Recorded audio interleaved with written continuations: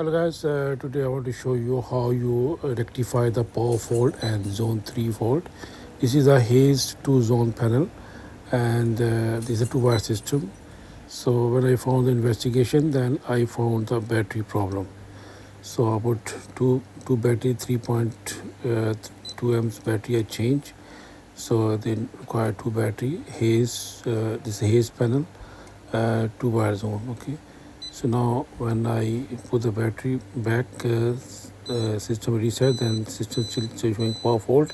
So what I do, I off the power and remove the battery power. Then I put power and battery together on. Then fault is clear. Okay, now I can check the second is zone 3 is sensor fault. So when I check the sensor in the kitchen, the sensor is hanging. The client said to me, the water go inside. So the front heat detector is damaged, and then all is rust inside the sounder and base. So I clear the all base and inside. Then also I put new detector. As you can see in the video, I put the proper silicone. Then all is fine now. So this is the way to rectify the all fault. If you have any question, please let me know in the comments. I will reply back to you. And please make sure subscribe my channel and press the icon bell.